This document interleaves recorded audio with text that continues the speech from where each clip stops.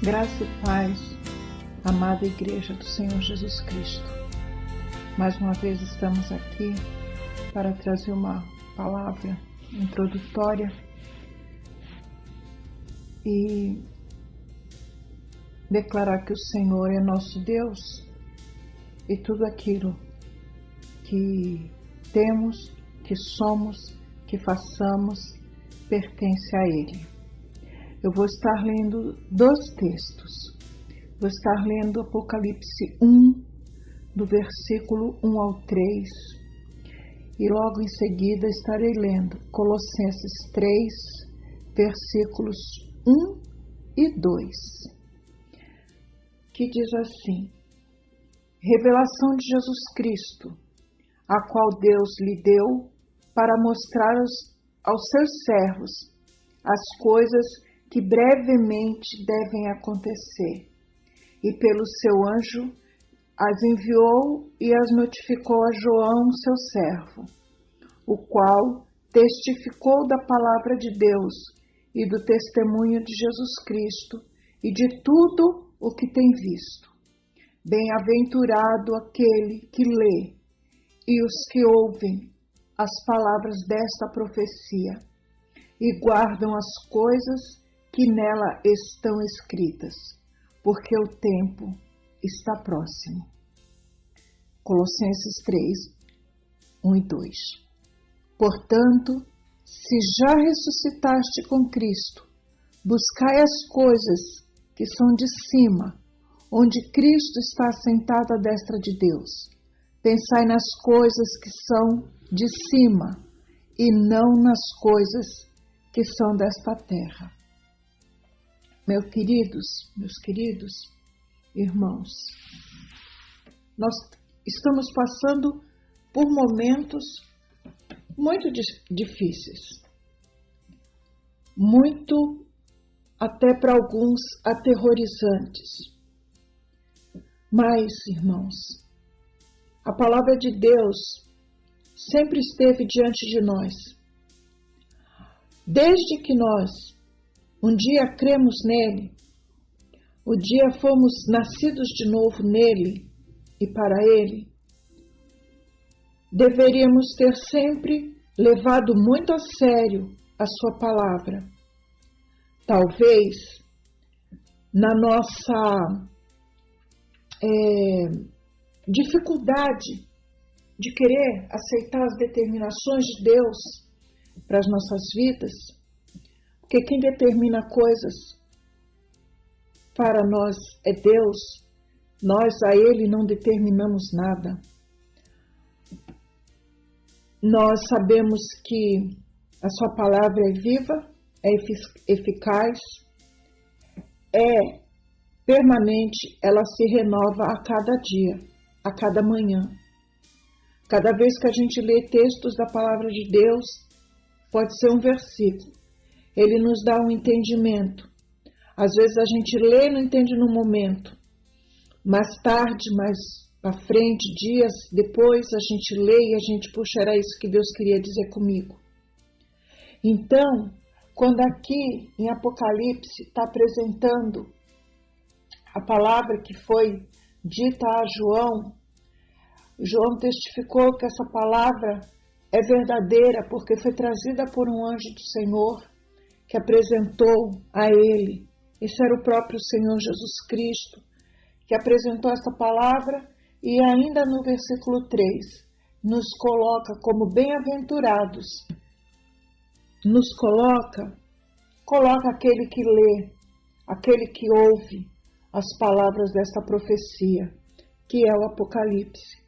Irmãos, eu já ouvi pessoas dizer que tem medo de ler o Apocalipse. Não tenha medo. Tenha guardado no seu coração que aquele que te salvou é aquele que te guarda e é aquele que te dá esse entendimento.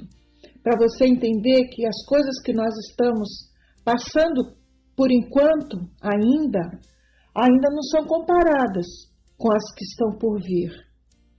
Nós estamos no início das coisas, dos acontecimentos.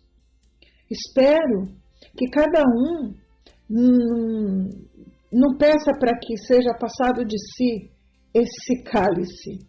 Porque o Senhor Jesus, quando pediu para passar dele o cálice, ele falou, porém não se faça a minha vontade, mas a tua. Então que nós não impeçamos de termos a palavra de Deus revelada a nós e que ela venha a acontecer e nós estarmos preparados para fazer a vontade do nosso Pai, do nosso Deus, do nosso Senhor, do nosso Salvador, do nosso tudo. Cristo é tudo em todos. Nós necessitamos crer nisso para passarmos as nossas adversidades, as adversidades desta terra, sabendo que Ele está no controle de tudo, de tudo. Aqui, quando fala sobre bem-aventurado aquele que lê e os que ouvem as palavras dessa profecia, irmãos, não busque profecias fora da palavra de Deus, não busque profecia de pessoas que têm às vezes entendimento errado ou entendimento doble da palavra de Deus. A palavra de Deus é a única e verdadeira e só tem um entendimento. O que passar disso é coisa humana. E vocês sabem, nós temos aprendido que a nossa natureza pecaminosa nos leva a querer fazer a nossa vontade, aquilo que a gente quer. Por nós, nesse momento, tudo acabava, tudo passava. Nós colocaríamos diante de Deus, Senhor, acaba com isso, acaba com essa peste, acaba com essa pandemia, acaba com a fome, acaba. Aí a gente não pode determinar isso a Deus. Porque se vivemos o que estamos vivendo hoje, é tão somente culpa do próprio homem, que se afastou de Deus, que começou a fazer coisas conforme a sua vontade, achando que aquilo era melhor para si próprio, ou para ganhar glórias para si, e depois traz uma tragédia para a humanidade. Uma pandemia que começa em um lugar, se espalha pelo mundo inteiro e traz tanta desgraça, né? Tanta desgraça, porque nós estamos afastados, não podemos nos tocar, não podemos estar perto, não podemos tantas coisas, mas tudo para o nosso bem. Não levem em consideração as coisas que vocês ouvem contra pessoas, contra um ou contra outro, independente de quem seja, independente de nomes. Nós estamos vivendo a mesma situação. Não estamos vivendo no mesmo barco, com certeza. Porque no nosso barco há um Cristo que cuida de nós. Há um Deus que cuida de nós. E tem muitos barcos por aí vazios da presença de Deus. Então, o nosso barco é aquele que Jesus usava com Pedro, Tiago e João e fazia o seu trajeto no Mar da Galileia, levando a sua palavra de salvação. É nisso que nós devemos nos firmar. É nele, o Jesus Cristo que nós conhecemos na sua palavra e a rocha eterna que está firmando os nossos pés. Não tenhamos medo, irmãos. Não deixe que essa pandemia, que essas coisas que estão acontecendo, essas desavenças na política, essa quebra na economia, façamos as coisas em interesse e retidão de coração, sabendo que o Senhor é conosco, que o Senhor há de fazer o que Ele achar mais necessário para a gente. Esse não é o momento do que eu preciso. Esse é o momento do que nós temos de mais necessário. Tem muita coisa que a gente queria fazer nessa hora. Não podemos. Respeitemos as autoridades como a palavra de Deus nos manda. Façamos tudo de acordo com o que tem sido a nós orientado. Não busquemos fazer nada contra aquilo que está sendo orientado, irmãos, para que nós não soframos danos e depois venhamos a nos arrepender de outras coisas, tá? Então, a palavra que eu deixo para vocês é essa: leiam a palavra de Deus, sejam bem-aventurados nisso, ouçam a palavra desta profecia. A profecia está toda contida na Bíblia, Deus já deixou tudo aqui para a gente. O Apocalipse, que nós temos estudado todas as sextas-feiras, tem nos trazido orientação, tem nos trazido consolação, tem nos trazido ânimo, sabendo que Deus está no controle de tudo. E aí, nós estamos ressuscitados com Cristo, nós devemos buscar as coisas que são do alto, as coisas que são de cima, as coisas que vêm de Deus. E de Deus é tudo o que nós precisamos receber, são as coisas de Deus.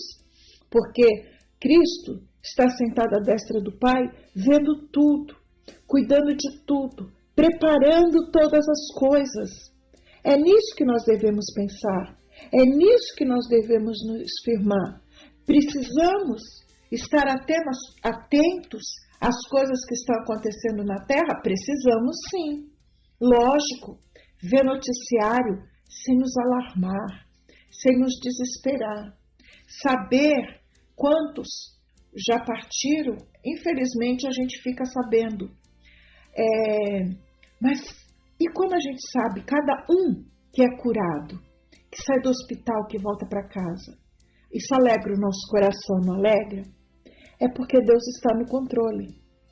Pensar nas coisas que são de cima e não nas que são da terra é não ficarmos esperando todas as coisas aconteçam ao nosso contento, do nosso gosto aqui nessa terra.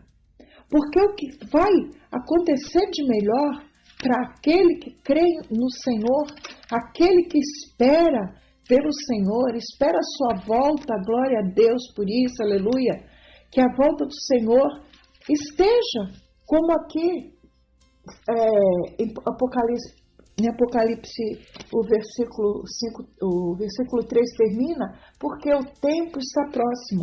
Irmãos, se demorar 1 ano, se demorar 10 anos, 100 anos, nós todos que cremos, que nascemos de novo, que estamos em Cristo, nós estaremos salvos e seguros nele, por ele e para ele.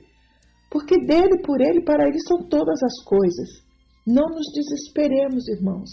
Porque como diz em Romanos 8, versículo 18, porque para mim tenho por certo que as aflições deste tempo presente não são para comparar com a glória que em nós há de ser revelada.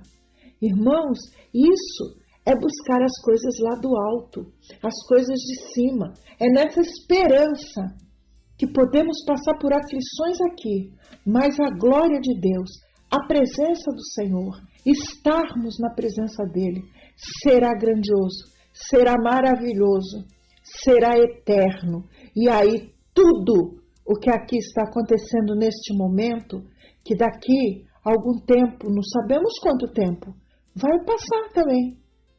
Talvez lá na frente alguma coisa volte a acontecer e a gente não sabe, mas precisamos estar preparados, não pelo que acontece aqui, mas para o que vai acontecer no porvir.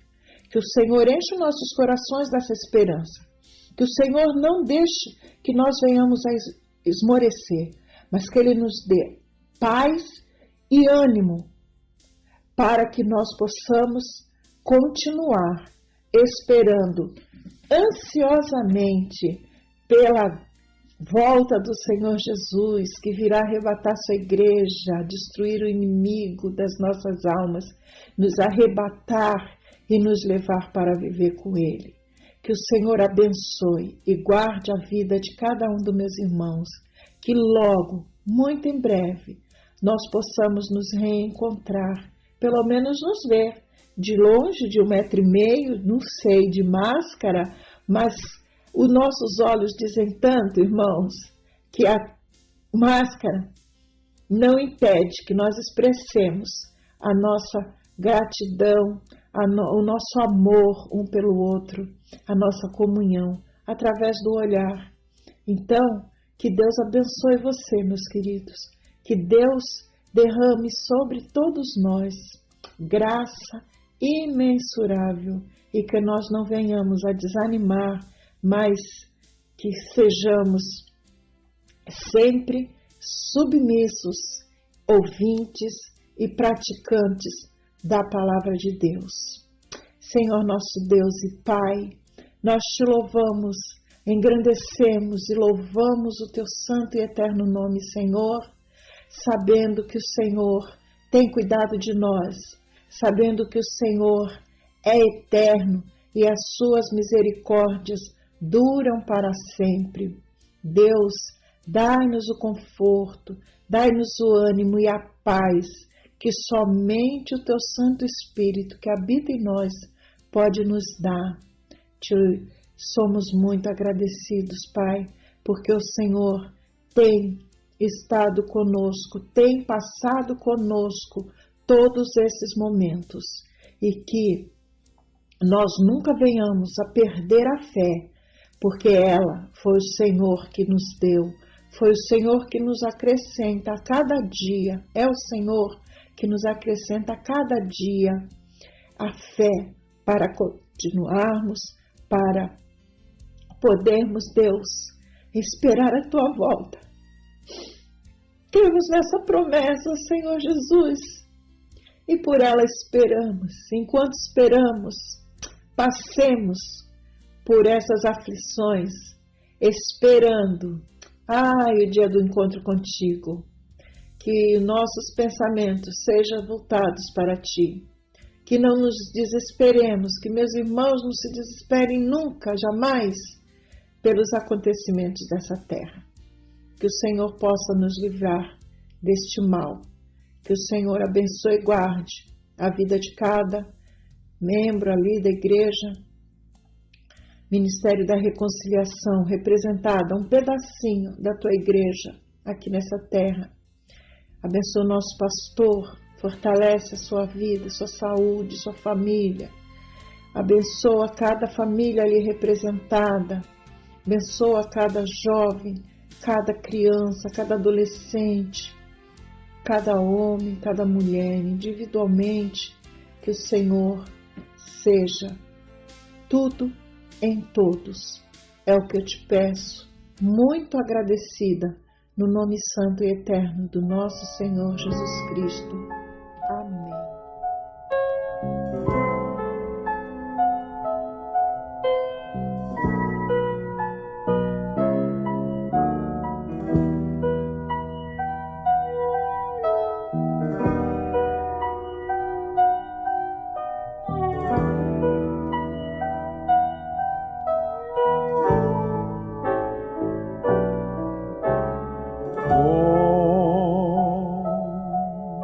Agradecer por tudo que fizeste a mim.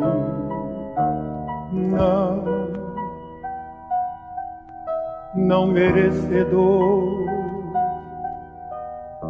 mas provaste o seu amor sem fim. As vozes de 1 milhão de anjos não expresso a minha gratidão. Tudo que sou e o que almejo ser, eu devo tudo a ti. Adeus, seja a glória. Adeus, seja a glória. Adeus, seja a glória por tudo que fez por mim. Com seu sangue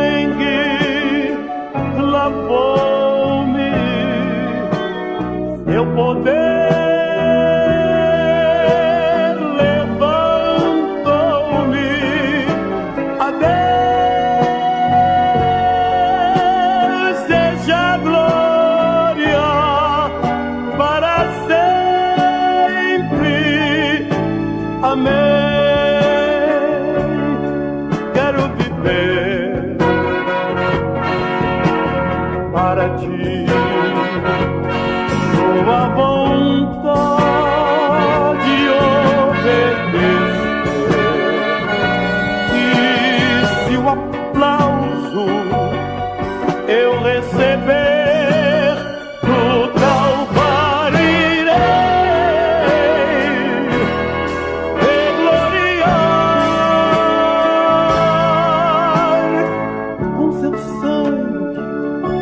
Com seu sangue lavou-me, seu poder levantou-me. A Deus seja glória para sempre. Amém. Quero viver para ti, sua vontade obedecer. E se o aplauso eu receber do Calvário, irei te gloriar. Com seu sangue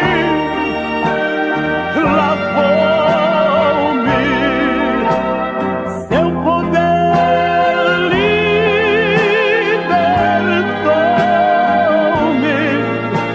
A Deus seja glória para sempre. Amém. Para sempre. Amém.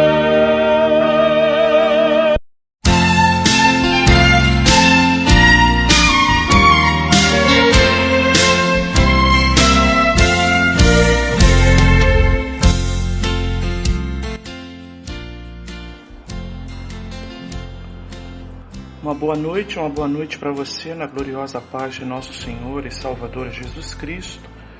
Hoje, sexta-feira, 1º de maio de 2020, feriado nacional, Dia do Trabalho. Bem, como é comum, sexta-feira, o nosso estudo escatológico. E hoje nós vamos abordar a lição de número 5, os 7 selos, o desenrolar da história da humanidade. Isso dentro da nossa apostila com o tema geral Apocalipse, denúncia, resistência, esperança. Uma abordagem na perspectiva da teologia reformada. O nosso texto básico hoje é Apocalipse 6 e Apocalipse 8, do verso 1 ao verso 6. Nós vamos hoje, com certeza, tratar de assuntos um pouco mais específicos na escatologia. Eu diria que até o capítulo 5 nós trabalhamos até um conceito de princípios gerais, mas agora nós vamos trabalhar um pouquinho mais aspectos específicos e que por vezes se torna bem mais interessante para quem está assim de olho nas questões dos últimos tempos. Diz assim o texto de Apocalipse 6:1: Observei quando o Cordeiro abriu o primeiro dos 7 selos. Então, ouvi um dos seres viventes dizer com voz de trovão: Venha, olhe. E diante de mim estava um cavalo branco. Seu cavaleiro empunhava um arco, e foi-lhe dada uma coroa, e ele cavalgava como vencedor, determinado a vencer. Quando o Cordeiro abriu o segundo selo, ouvi o segundo ser vivente dizer: Venha. Então saiu outro cavalo, e este era vermelho. Seu cavaleiro recebeu poder para tirar a paz da terra e fazer que os homens se matassem uns aos outros. E lhe foi dado uma grande espada. Quando o cordeiro abriu o terceiro selo, ouvi o terceiro ser vivente dizer: venha. Olhei e diante de mim estava um cavalo preto. Seu cavaleiro tinha na mão uma balança. Então ouvi o que parecia uma voz entre os 4 seres viventes, dizendo: 1 quilo de trigo por 1 denário, 3 quilos de cevada por 1 denário, e não danifique o azeite e o vinho. Quando o cordeiro abriu o 4º selo, ouvi a voz do 4º ser vivente dizer: venha. Olhei e diante de mim estava um cavalo amarelo. Seu cavaleiro chamava-se Morte, e o Hades o seguia de perto. Foi-lhes dado poder sobre 1/4 da terra para matar pela espada, pela fome, por pragas e por meio dos animais selvagens da terra. Quando ele abriu o 5º selo, vi debaixo do altar as almas daqueles que haviam sido mortos por causa da palavra de Deus e do testemunho que deram. Eles clamavam em alta voz: até quando, soberano, santo e verdadeiro, esperarás para julgar os habitantes da terra e vingar o nosso sangue? Então cada um deles recebeu uma veste branca, e foi-lhes dito que esperassem um pouco mais, até que se completasse o número dos seus conservos e irmãos que deveriam ser mortos, como eles. Observei quando ele abriu o sexto selo. Houve um grande terremoto, o sol ficou escuro como tecido de crina negra. Toda a lua tornou-se vermelha como sangue, e as estrelas do céu caíram sobre a terra como figos verdes caem da figueira quando sacudidos por um vento forte. O céu se recolheu como se enrola um pergaminho, e todas as montanhas e ilhas foram removidas dos seus lugares. Então, os reis da terra, os príncipes, os generais, os ricos, os poderosos, todos escravos e livres, se esconderam em cavernas e entre as rochas das montanhas. Eles gritavam às montanhas e às rochas: caíam sobre nós e esconda-nos da face daquele que está sentado no trono e da ira do Cordeiro. Pois chegou o grande dia da ira deles, e quem poderá suportar? Bem, agora a sequência dos selos, que está lá o 7º, no capítulo 8 de Apocalipse, verso 1, e a lição sugere do 1 até o 6, não é? Vamos lá. Quando ele abriu o 7º selo, houve silêncio nos céus, cerca de meia hora. Vi os 7 anjos que se acham em pé diante de Deus, e foram-lhe dadas 7 trombetas. Outro anjo que trazia um incensário de ouro aproximou-se e ficou em pé junto ao altar. A ele foi dado muito incenso para oferecer com as orações de todos os santos sobre o altar de ouro diante do trono. E da mão do anjo subiu diante de Deus a fumaça do incenso com as orações dos santos. Então o anjo pegou o incensário, encheu com fogo do altar e lançou-o sobre a terra. E houve trovões, vozes, relâmpagos e um terremoto. Então, os 7 anjos que tinham as 7 trombetas prepararam-se para tocá-las. O primeiro anjo tocou a trombeta, e granizo e fogo misturado com sangue foram lançados sobre a terra. Foi queimado 1/3 da terra, 1/3 das árvores e toda a relva verde. Bem, aí já estamos no 7, né? Bem, vamos excluir, em termos de comentário, o verso 7. Vamos terminar então no 6. Eu vou repetir o 6.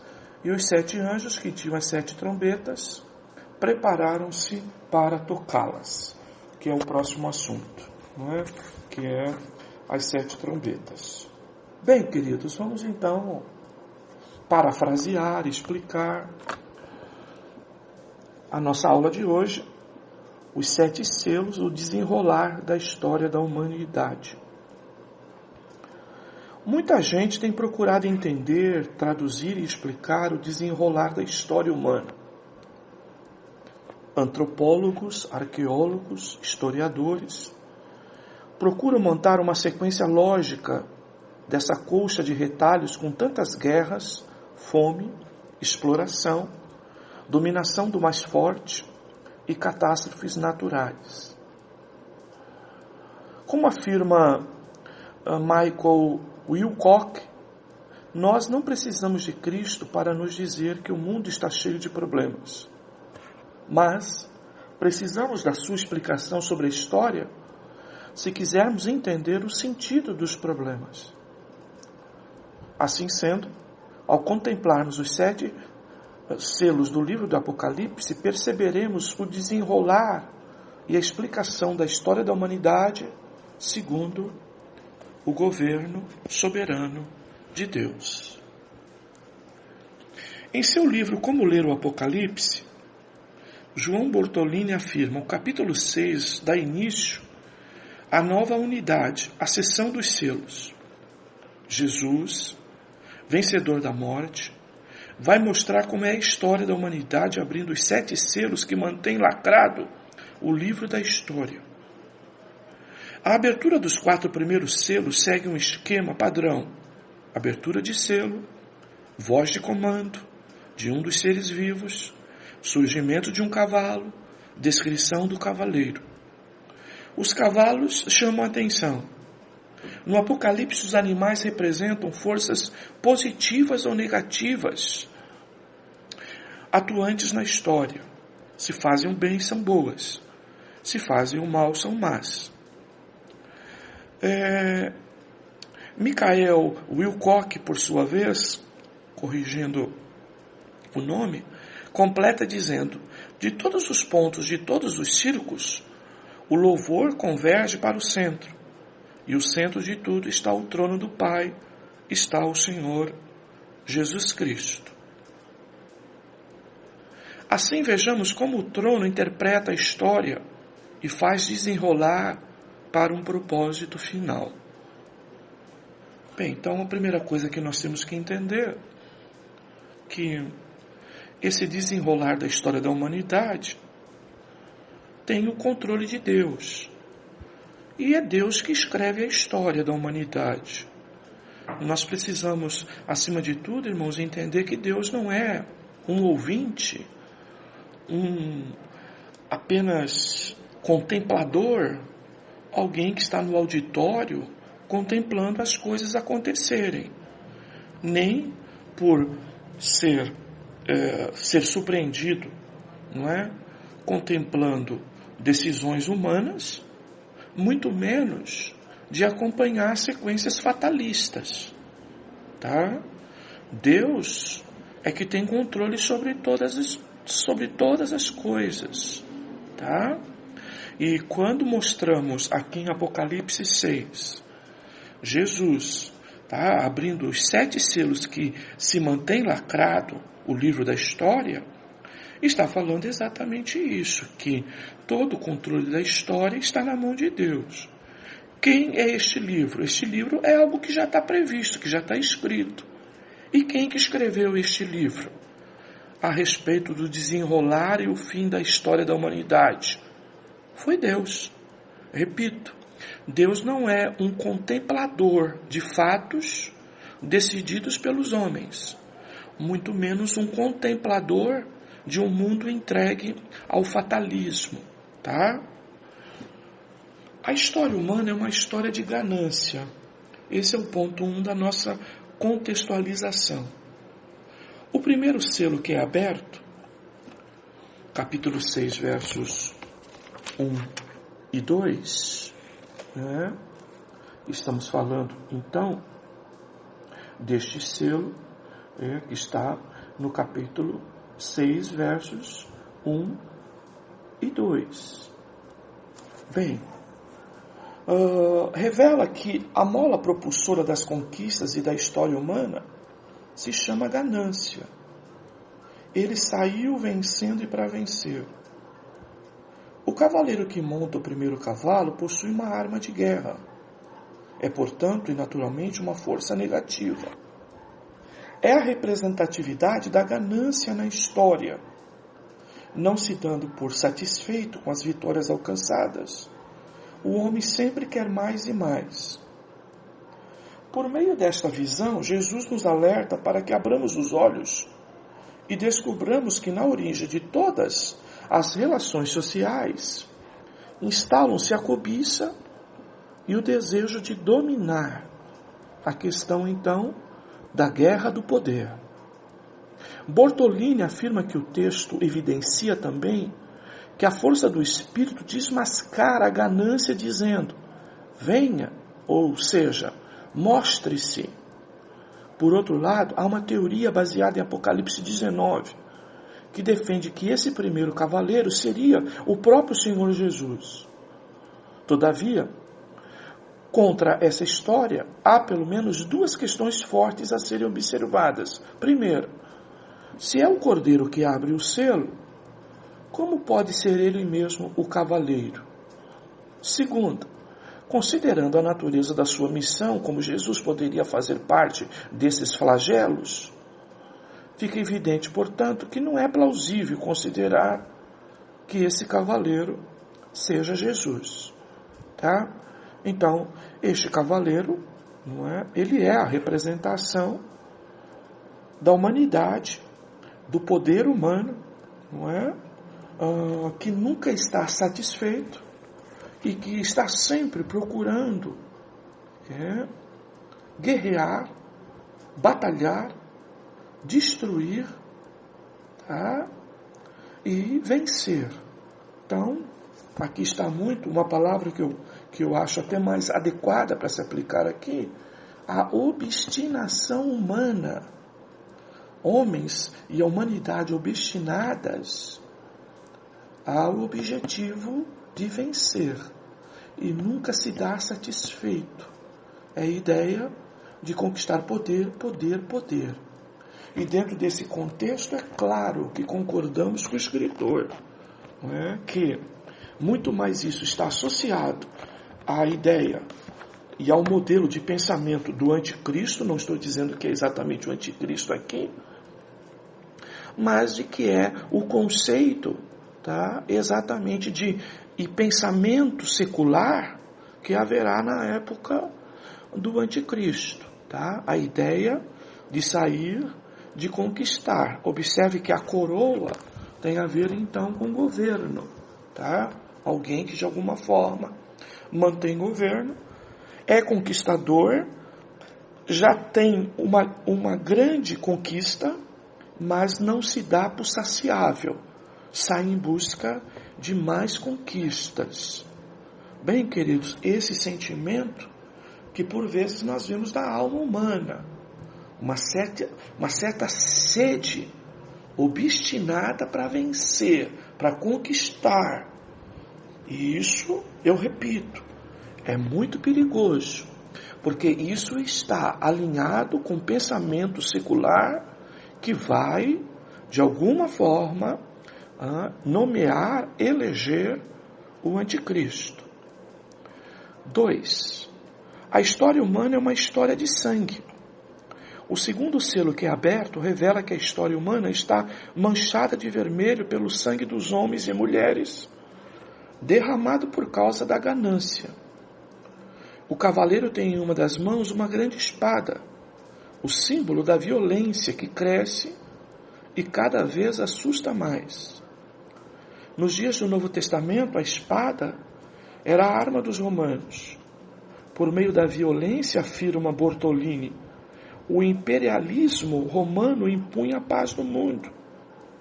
A paz romana era uma paz de cemitério. Ninguém podia se opor, pois corria o risco de perder a vida.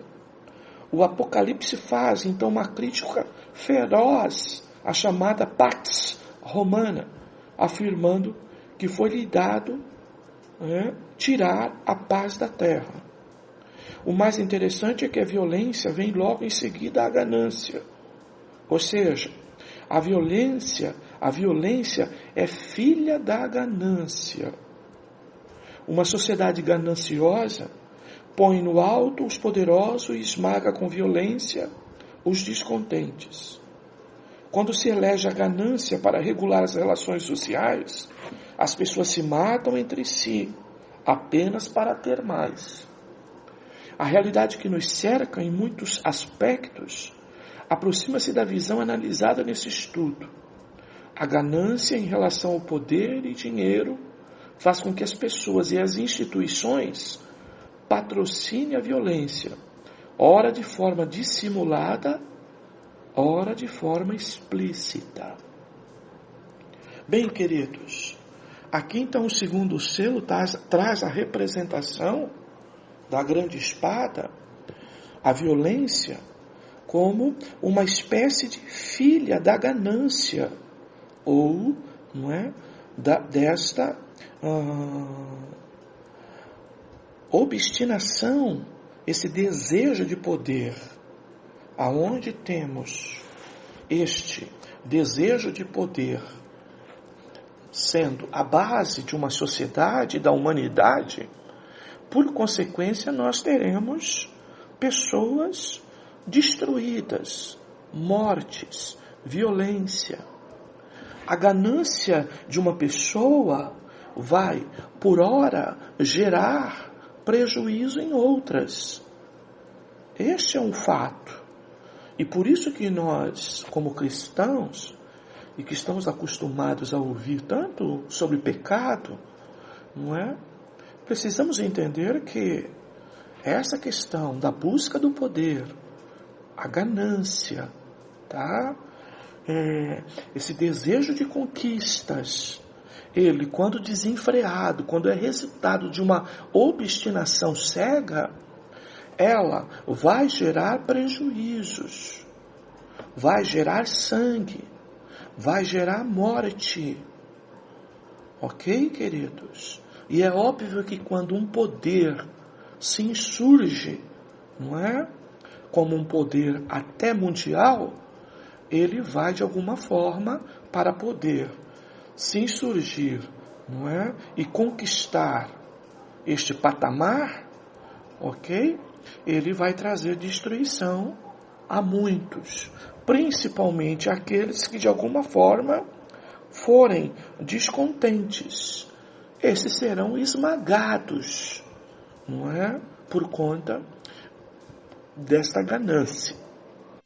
Então, queridos, o que nós podemos ressaltar aí é esta ênfase, tá?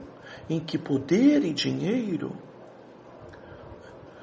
faz com que as pessoas e até instituições, governos, sociedade civil, tá?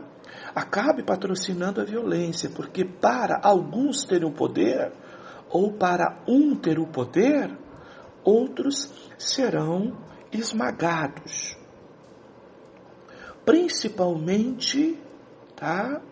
Dentro de dois contextos. Alguns são mortos de forma dissimulada, ou seja, não é explícito, não é claro. Por vezes, se desconhece até as razões e as causas. Ela não é perceptível, ela é de bastidores, mas ela mata, ela destrói. E por outra hora, ela será explícita, até para produzir medo, receio daqueles que, observando a morte de alguém, vai se encolher diante deste poderio, não é? Então, queridos, observem aí que a violência ela é resultado e filha da ganância no texto que estamos lendo. E essa ganância aí é a sede pelo poder. Terceiro, a história humana é uma história de escassez.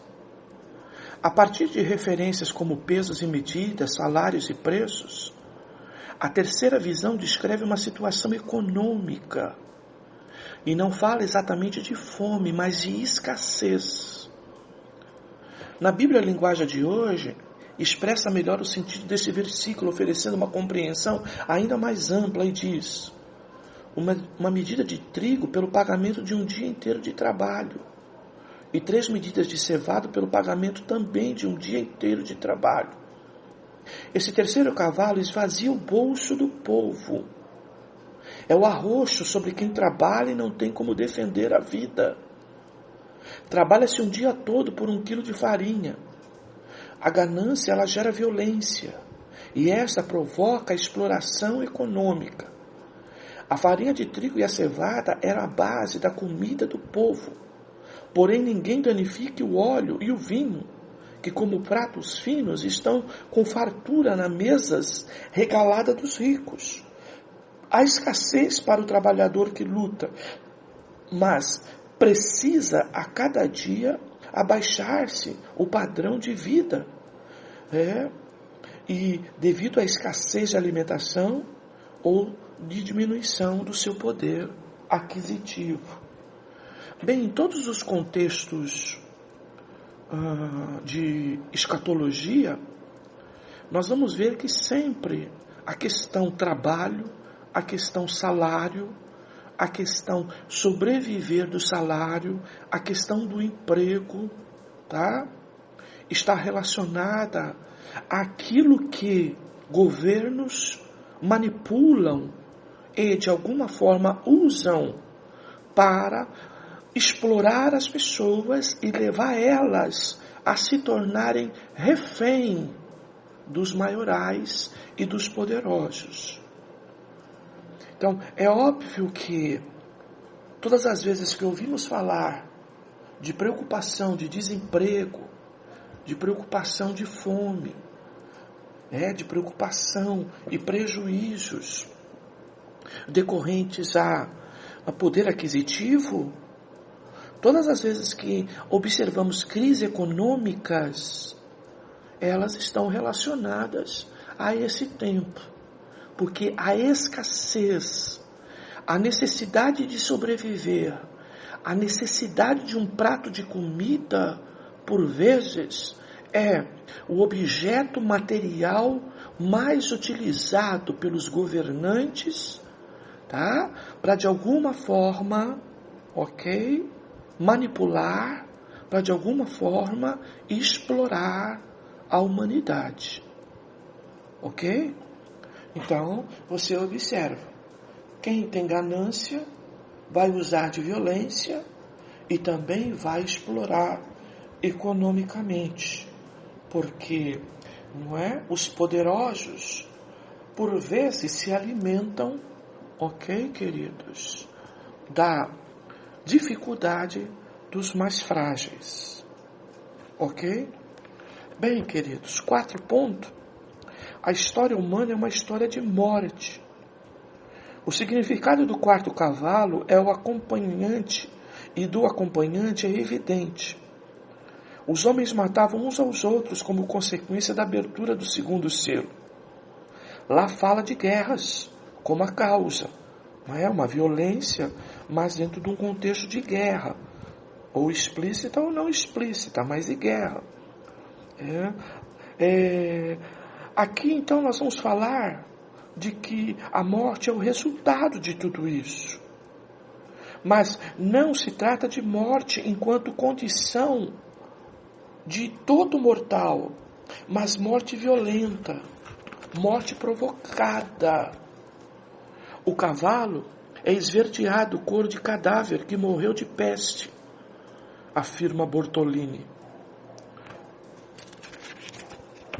O povo não tem o que comer, é vítima de todo tipo de doenças, e o trágico destino é a morte prematura. É o resultado histórico da ganância, que gera guerra, que leva à escassez e que produz a morte. A morte trágica anunciada nesse selo leva 1/4 da terra. É sinal de parcialidade.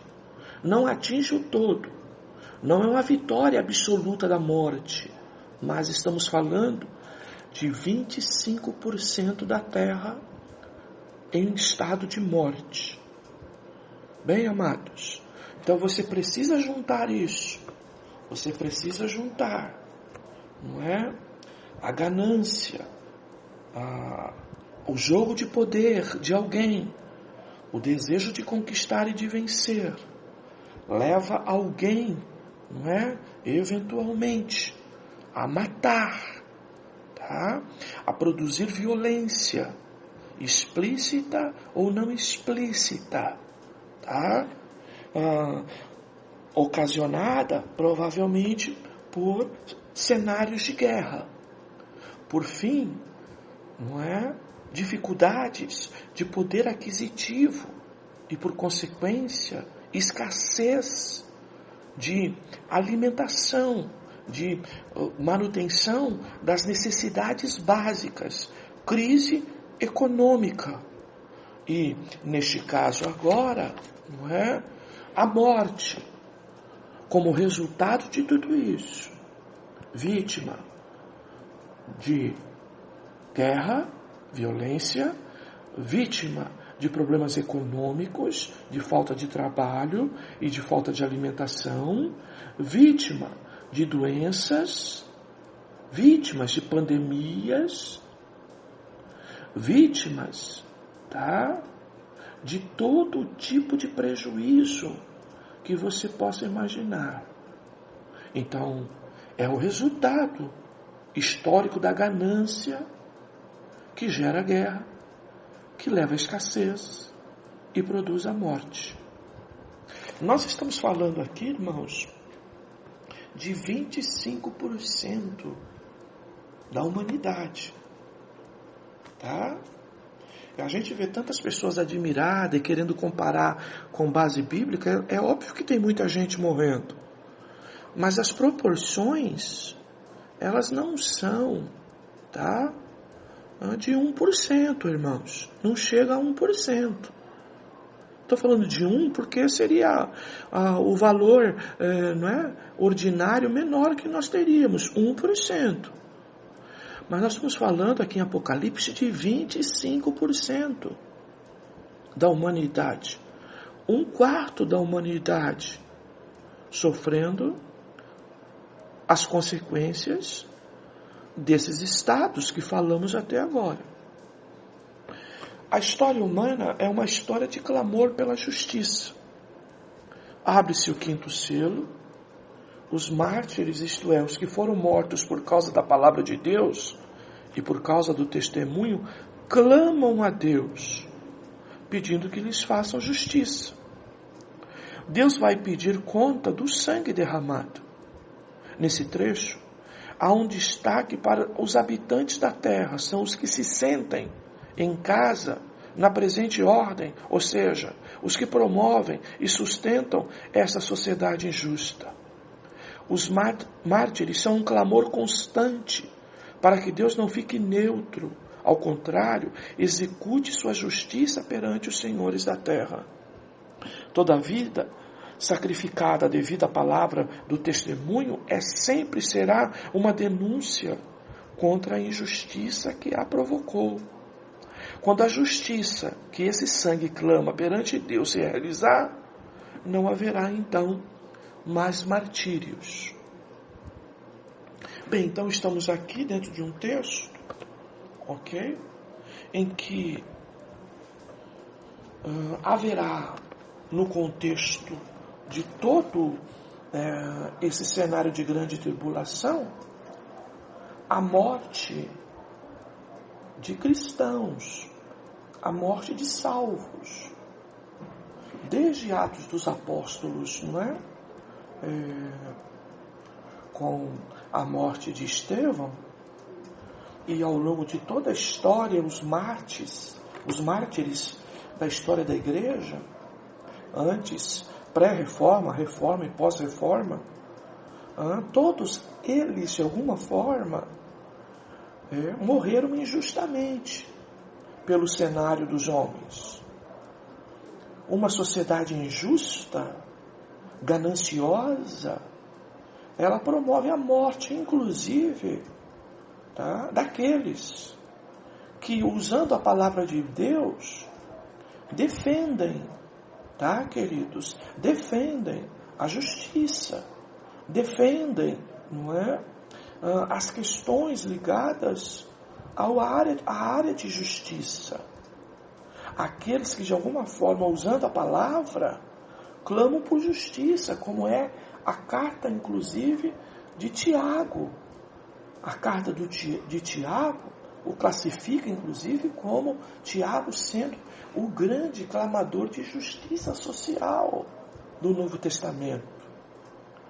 Bem, aqueles que pregam o verdadeiro evangelho não podem ficar também neutros em relação às questões políticas, em relação às injustiças que há, não só em sua nação, em seu estado, no seu município, mas também em relação ao mundo. Por quê, queridos? Porque a Bíblia Sagrada, ela prega a justiça social. Tomemos cuidado para não errar na nossa descrição, tá, queridos? Nós, muitas das vezes, temos visto aí irmãos contra o sistema de ideologia liberal que estamos vendo no dia de hoje. O que é essa ideologia liberal sob o ponto de vista econômico? É dar possibilidade para que empresas e empresários invistam, que novos empreendedores invistam, para que nós tenhamos o quê? Capital a serviço da produção. Esse é o objetivo de uma economia liberal. Tá? Geralmente, os empregados consideram que os patrões têm muito e eles não têm nada. Bem, mas o que nós precisamos entender, queridos, é que nós devemos e podemos, numa economia liberal, nós podemos empreender, nós podemos estudar, nós podemos lutar para ter melhores condições de vida pelo trabalho. Talvez não sejamos e não fiquemos ricos. Todavia, a dignidade, ela virá com o nosso esforço e o nosso trabalho. E isso é determinação bíblica. Trabalhar com o suor do teu rosto. E também aqueles que lideram, aqueles que empreendem, tá? Que cresçam, não é? Que se desenvolvam. Bem, aí surge um sistema socialista que diz que há muito tubarão, não é? Barriga cheia, e poucos com muito e os trabalhadores com nada, ou com pouco, não é? Que representam muitos. Então a ideia de poucos com muito e de muitos com pouco. E aí vem a história do socialismo bater nisso, e aí surge então um Estado poderoso.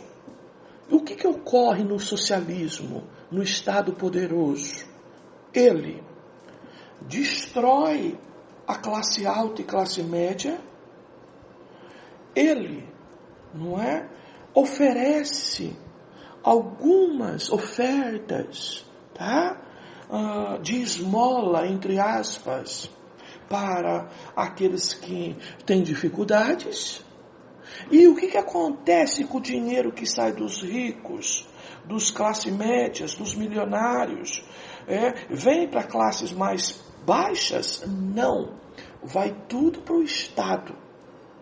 E aí você começa a ter um Estado idolatrado, que ele ganha um tamanho enorme, ele abocanha inclusive a área econômica, ele começa a abocanhar tudo isso, ele se torna um grande rei, tá?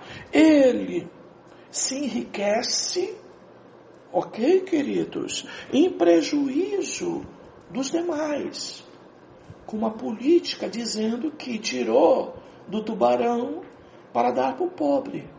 Mas na maioria das vezes, não foi isso que ocorreu.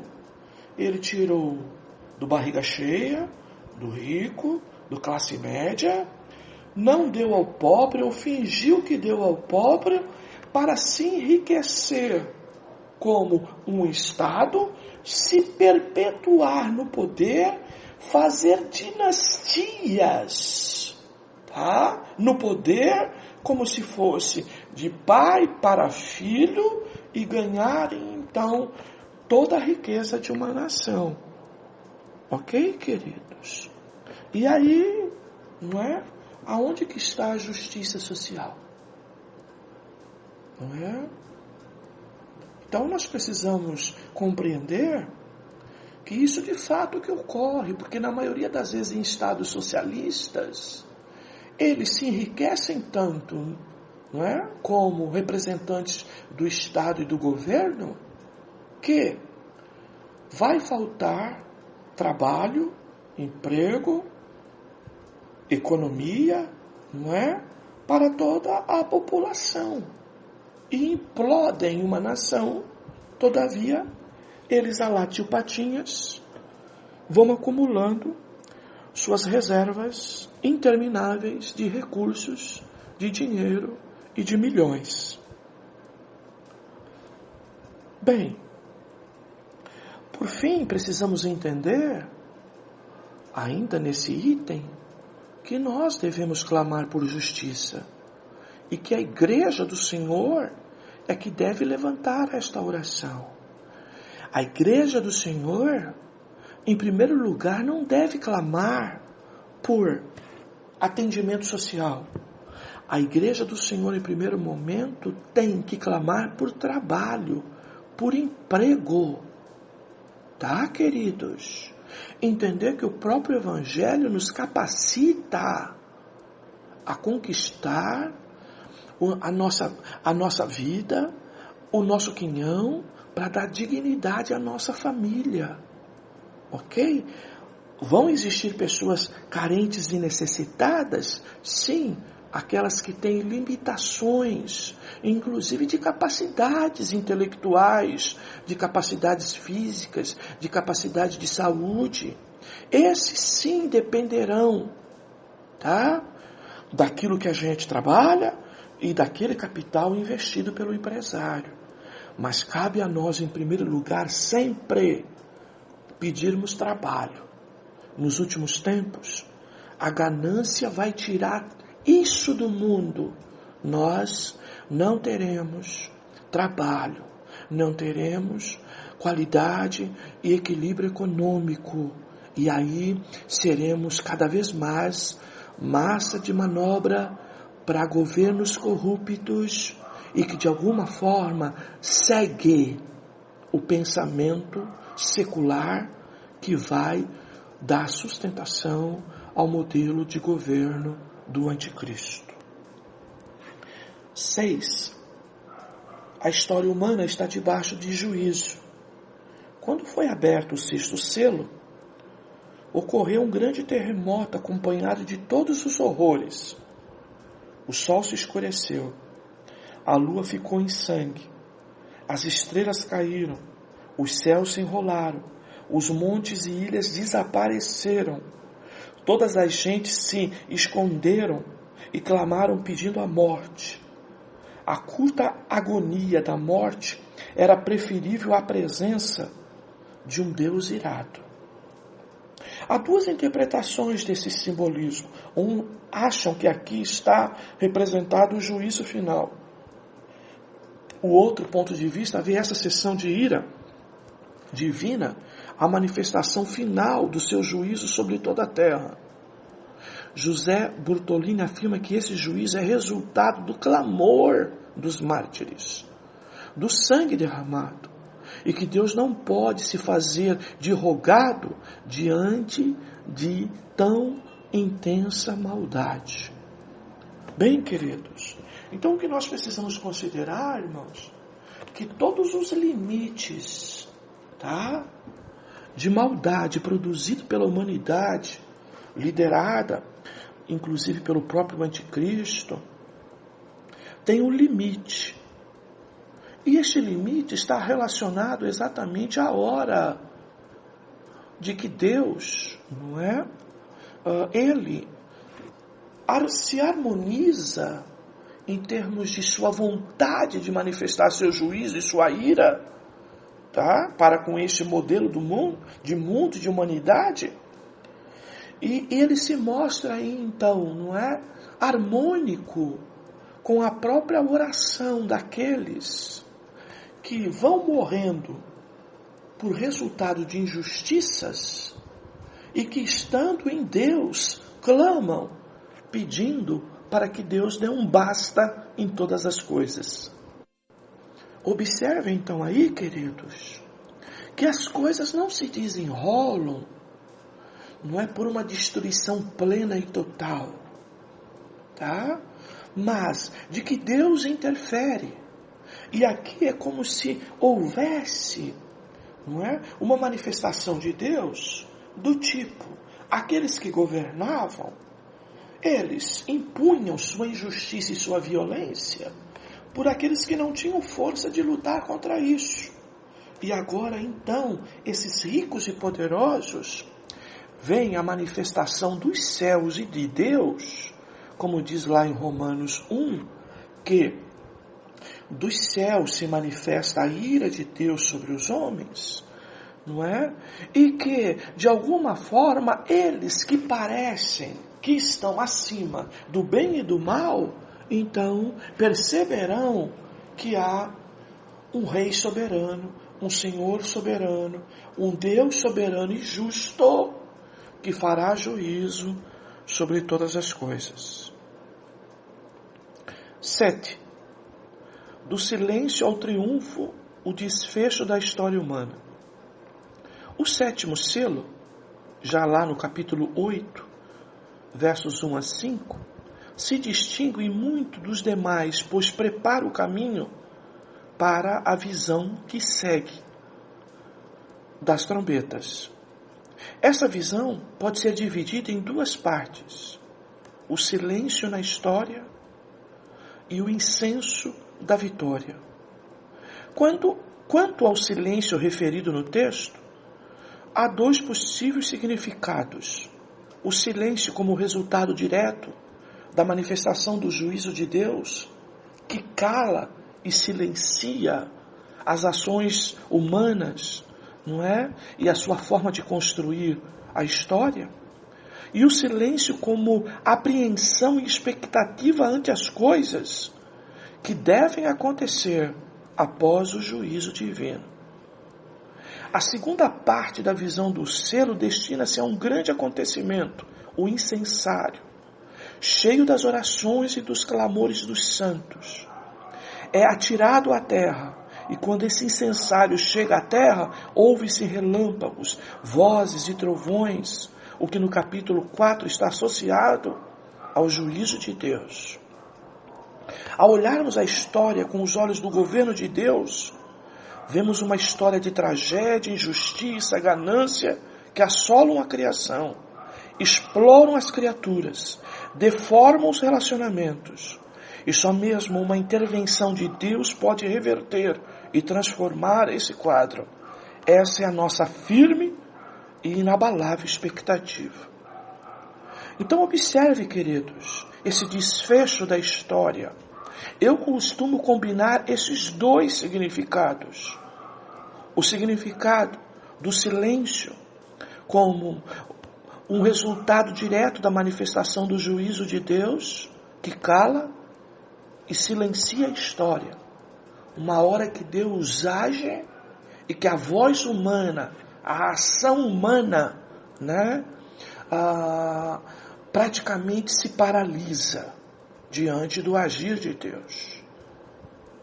E outra, que gera uma expectativa, uma apreensão ante as coisas que devem acontecer após o juízo divino.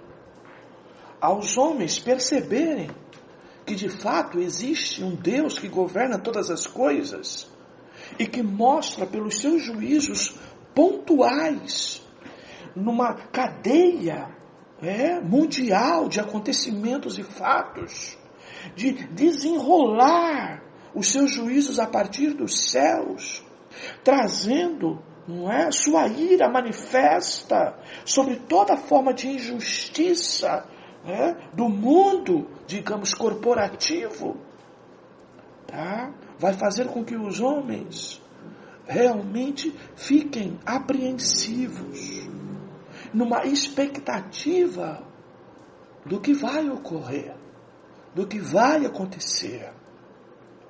Uma manifestação de Deus que deixa os homens paralisados por não terem ação a tomar e poder fazer qualquer coisa. E segundo, um cenário também de paralisia por temor e uma expectativa daquilo que ainda pode ocorrer, daquilo que ainda pode acontecer. Então, meus queridos, essa lição, ela por um lado vai trabalhar a analogia do assunto principal que nós falamos até aqui, que é a soberania absoluta de Deus. Deus é o Senhor da história. Ele está sentado no trono. E o que Ele vai fazer? Ele vai dar corda aos homens que, com tendências ao mal, como diz Romanos 1, já citei, Deus vai entregando os homens a conquistar, na sua obstinação, conquistar, fazendo mal, mentindo, enganando, manipulando, matando, levando pessoas a todo tipo de prejuízo, a todo tipo de prática de injustiça e se sentindo intocável, se sentindo inabalável, capaz de fazer as coisas sem que parece que ninguém dê um basta. Você sabe o que é isso, não? Você já projetou isso em algumas coisas que ocorrem no nosso próprio país? Vocês viram a ganância dos nossos últimos governos federais? Vocês viram a ganância daqueles que acreditavam que iam se perpetuar no poder? Que por conta disso perderam até a mão, como diria Alibaba e os 40 ladrões.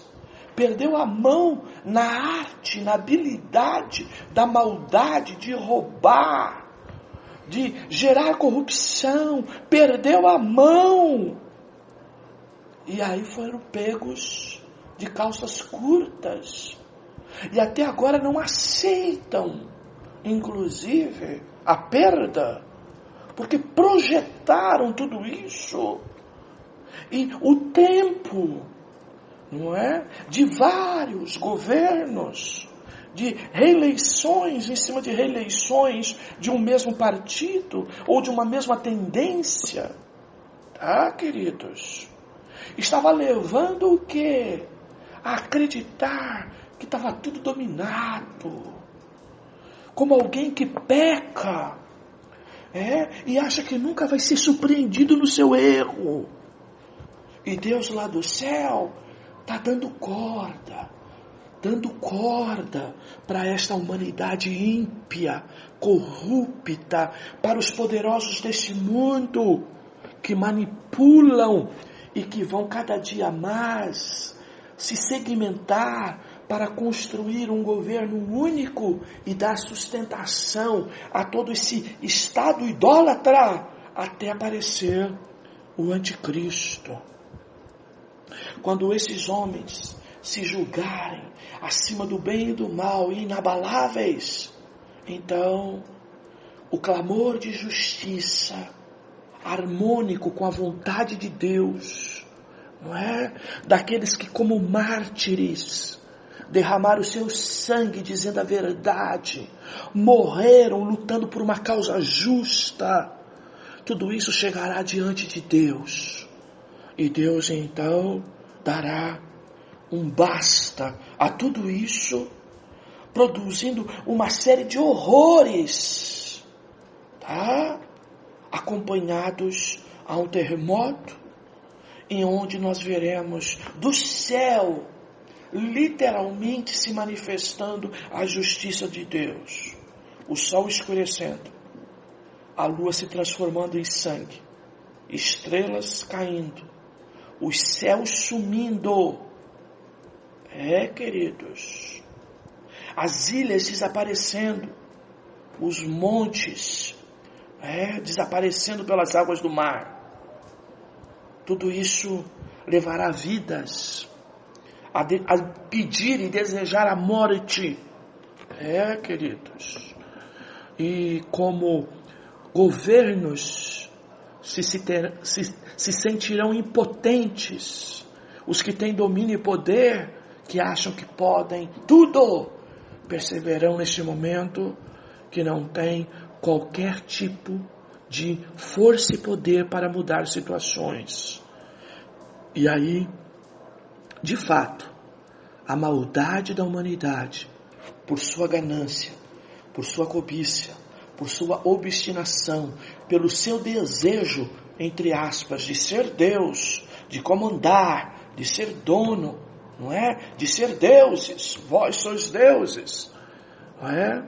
Esta ideia produzirá então o abatimento de nações, de principados, de poderes deste mundo, que então ficarão atônitos, em silêncio, diante a própria ideia de perceberem que a manifestação do juízo de Deus vai os calar, vai os tornar impotentes, incapazes de fazer qualquer coisa para mudar aquela situação. Mais do que isso, ainda vai criar a expectativa de um juízo tão grande que eles ficarão: o que ainda está por vir? Depois de tudo isso que está acontecendo, que mais que ainda poderá acontecer? Porque a ira de Deus, ela ocorrerá de forma a criar uma expectativa cada vez mais de os homens não saberem dimensionar até onde chegará a ira de Deus. Por isso tudo vale a pena servir a Deus, estar do lado de Deus, ainda que hoje sejamos até os elementos e os mártires da injustiça de muitos, mas naquele dia, meus amados, estes pecadores na mão desse Deus irado sofrerão uma ira de Deus que, além de ser terrível, ainda projetará uma expectativa de que o ruim poderá ficar muito pior. Bem, meus amados, no contexto de tudo isso, você viu mártires aqui. Sabe quem são os mártires? É a igreja do Senhor. O quanto de tribulação ou de grande tribulação enfrentaremos, não sabemos. Muitos de nós poderemos estar aqui como igreja do Senhor. E as nossas convicções em quem realmente temos crido e servido, cada vez tem que estar mais clara, transparentes e límpidas. Sabe por quê, queridos? Porque o dia do juízo de Deus se aproxima. Hoje, há muita injustiça para poucos, ou para muitos, e poucos estão usufruindo desta injustiça. Naquele dia, quando Deus manifestar o seu juízo, queridos, inclusive os que estão em Cristo, enfrentarão, sofrerão o impacto de tudo isso. Só que com uma diferença: ainda que essas coisas atingem o nosso corpo, não poderá atingir a nossa alma e o nosso espírito. Ainda que depois de todas essas expectativas que poderemos presenciar, nós teremos sim a esperança da vida eterna. Porém, para os demais, não ocorrerá da mesma maneira. a expectativa deles será do juízo de Deus que virá, não é? Sobre uma declaração plena de morte eterna, e que esta, por toda a eternidade, sofrerão o desprezo, não é? E o tormento eterno. Que Deus nos guarde disso. Independente do sofrimento que passemos aqui, precisamos entender, amados, que o sofrimento aqui nessa terra é inerente à vida cristã, faz parte da vida cristã. Tira do teu vocabulário esses conceitos de que crente aqui é para ser vencedor, é para ter vitória, é para ter conquista, é para usufruir só do mel. Não, não e não. Um crente genuíno e verdadeiro, meu irmão, neste mundo cada vez é mais pressionado e sofre os efeitos da injustiça desse modelo secular. Porém, naquele dia, nossa expectativa será de paz, descanso e companhia permanente de Deus, porque estaremos morando nele. Aleluia! Bendito seja o nome do Senhor. Porém, ao ímpio, ao corrupto, aos dominadores deste mundo, em que vão dar sustentação ao anticristo, eles, a expectativa deles, depois de todo este horror, será apenas de que o ruim vai ficar muito pior, porque, repito, sofrerão o afastamento permanente de Deus, o tormento e o desprezo eterno lá em Geena, lá no inferno, que é a segunda morte. Que Deus nos ajude para que tenhamos convicção de servirmos a Deus de verdade. Você, meu irmão, que serve Deus, sentado em cima do muro de querer glórias desse mundo, esperando, não é? Glória no mundo além, meu irmão, desce do muro, passa para o lado daqueles que levam Deus a sério, ainda que passem por grandes sacrifícios e injustiças, mas semeie para a vida eterna. Romanos 8, 17. Vou ler o 16. O próprio Espírito testemunha ao nosso Espírito que somos filhos de Deus.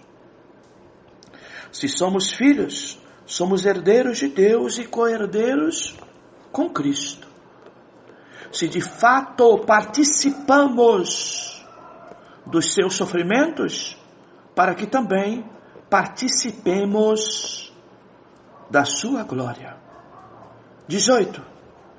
Considero que os nossos sofrimentos atuais não podem ser comparados com a glória que em nós será revelada. Tá, queridos?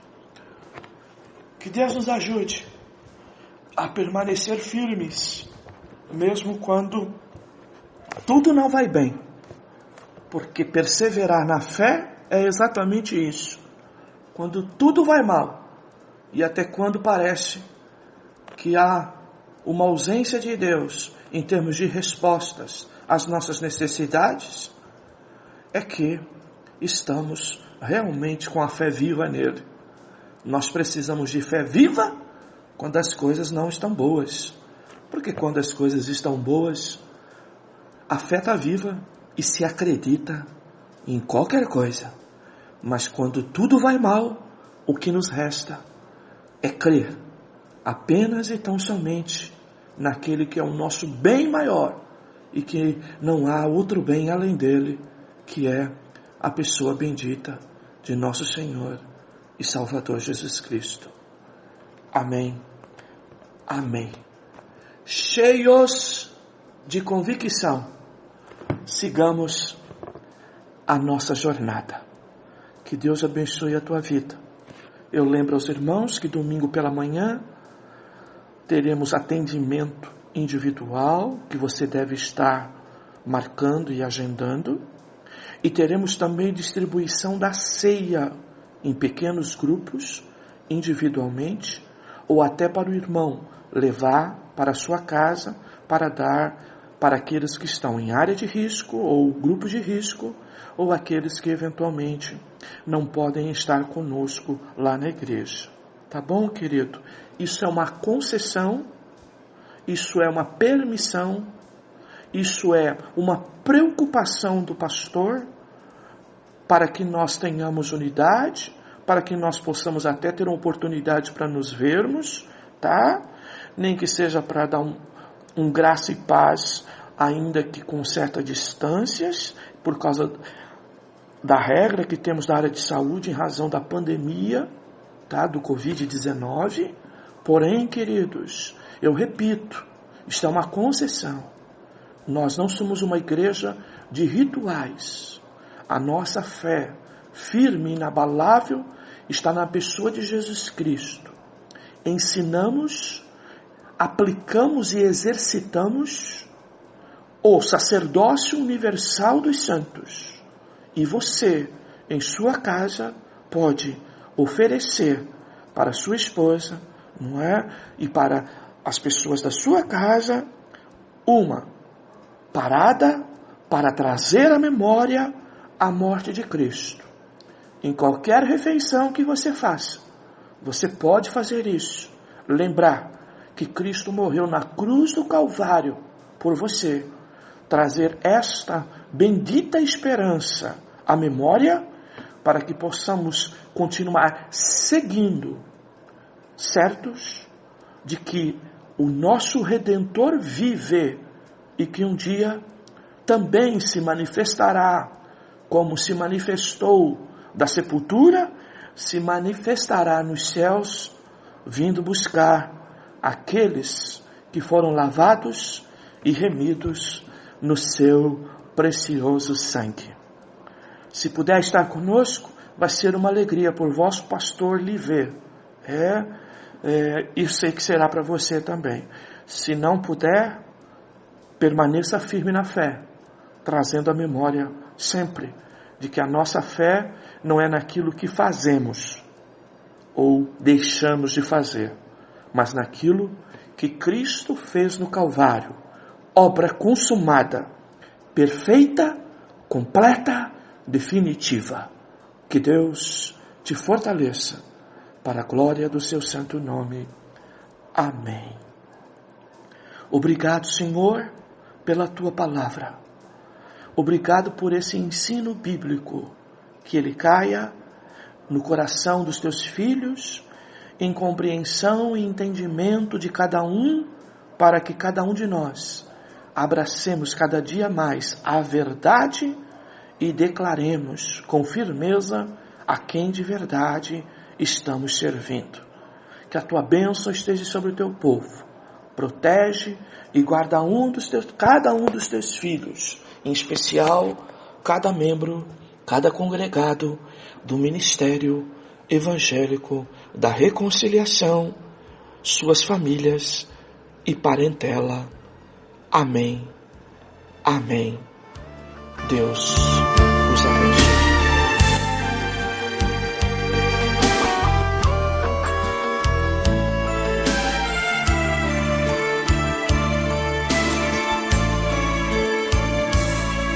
Hoje alguém falou seu nome para mim,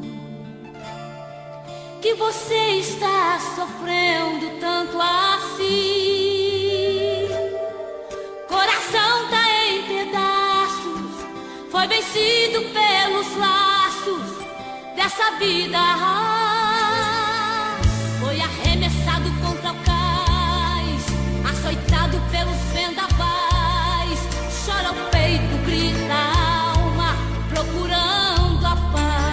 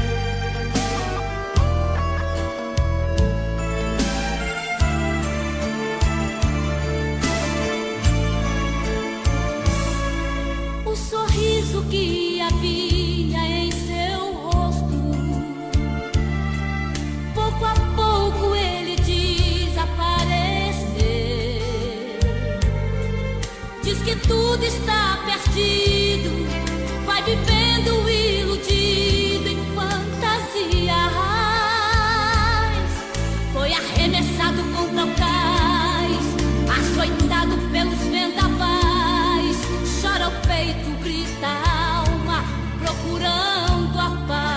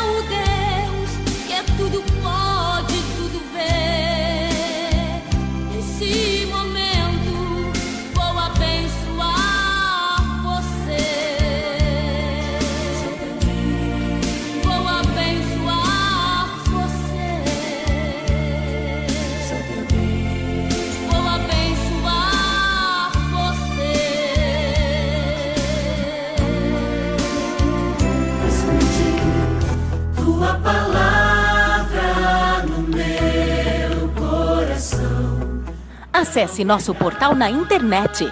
Notícias, devocionais, estudos bíblicos, vídeos, ministério, declaração de fé, pedidos. Fale conosco. Acesse ministériodareconciliação.net.